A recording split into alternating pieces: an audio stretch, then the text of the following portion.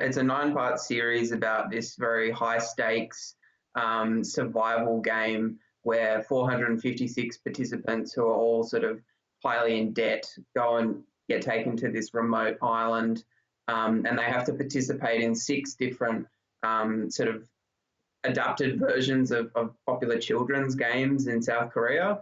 And minor spoiler, there are, rather than ending in just a loss, the way that participants are eliminated is that they are brutally murdered. So of course, yes, there's been a lot of discussion about I guess the gory and the violence in the show. But yeah, essentially that's sort of the plot. How would you describe the genre, and how has the show been received in South Korea compared to the rest of the world? Yeah, I mean, look, it follows on from obviously a very strong cinema tradition in South Korea of horror films. People that are fans of that genre will have watched plenty of Korean horror movies for years.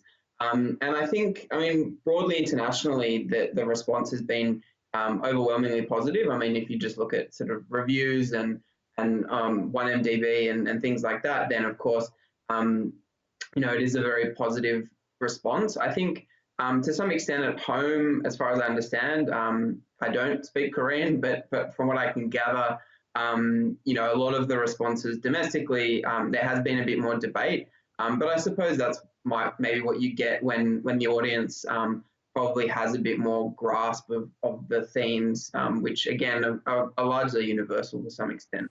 Of course, this TV series doesn't come without controversy, with some complaints, firstly, about the quality of the translation. Yeah, I mean, there's been quite a lot of chatter on Twitter. One prominent American TikToker sort of went through a bunch of scenes that she felt had been badly translated, although it was later then pointed out by someone else who was a native Korean speaker that she was sort of criticizing the closed captions. And of course, closed captions serve a very different role to subtitles, closed captions being, for people who can't hear the audio. So, of course, they're often briefer and they have to be able to describe the music or other sound effects. And so, as far as I understand, native Korean speakers say that the subtitles are much closer to the original dialogue. But of course, one expert I spoke to who is a Korean translation expert said that she felt, generally speaking, Netflix captions and subtitles are pretty good. And that naturally, with some sort of concepts or words or phrases from one language to another, naturally there's never going to be able to have like a perfect translation. Of course, there's going to be some approximation. So yeah, I mean, look, I think it's thrown up some really interesting issues. But I certainly think if you watch the show with subtitles, you're not going to miss a huge amount, as far as I can gather. I was going to say, do you think all of this matters to viewers who don't speak Korean? I mean, Netflix is saying that this is the #1 series in quite some time in some 90 countries. What can explain that? Well, a few things, I guess. Firstly, it's on Netflix, of course, and Netflix is everywhere nowadays. And I think it is kind of, it shines some interesting light on the fact that Netflix needs to be kind of churning out content a lot of the time. So it's investing money in markets across the world, including Australia, of course, but South Korea being one of their sort of largest countries that they're investing a lot of money into. And so, yeah, I mean, there's already sort of a large audience for Korean content.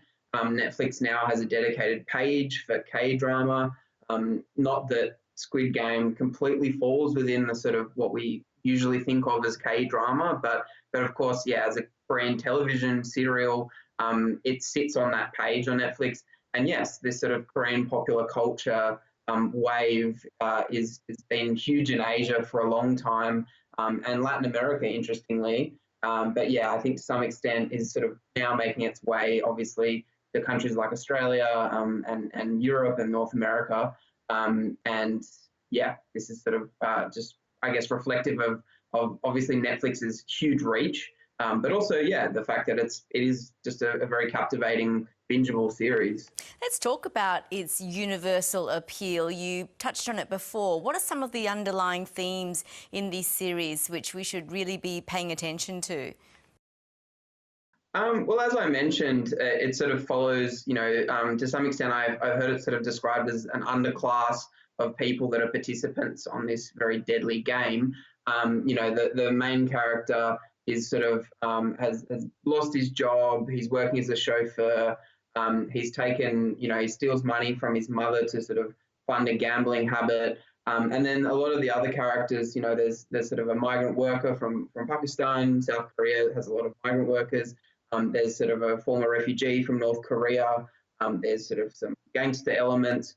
So to some extent, yes, there's this sort of commentary on that there's these people doing extremely desperate things in order to win this sort of cash prize. And I guess, this is a fairly obvious allegory for, I guess, what it's like to try and stay alive in this kind of cutthroat capitalist society. And to some extent, this is really building on themes from Parasite, the obviously wildly popular South Korean film that cleaned up at the Oscars last year. And so, yeah, I think that theme of kind of inequality, obviously in the COVID era, is very pertinent. And certainly, I've also kind of heard it described as the anti-Ted Lasso. So, in this kind of COVID era where a lot of us have looked for kind of cuddly, nice things to watch, to some extent, this is really the direct opposite, and it's basically reflecting the dark and the evil that's kind of happening in the world at the moment. And the film industry in South Korea, it really is punching above its weight when you compare with other countries' cultural exports. Yeah, I mean, look, this is just the South Korean government has really kind of invested a lot of money into this over the years, especially since the late 90s, exporting their popular culture through the K-drama, the popular music, food, fashion. So yeah, again, to some extent, I think probably Australia is a little bit behind Asia. This is already massive business and massive people learning Korean language en masse so that they can kind of understand their favorite shows. And yeah, I understand in Australia too, people that look to go and learn Korean, a large portion of them have become interested in the country because they like K-pop or because they like Korean TV. Max Walden, thank you. Thanks, everyone.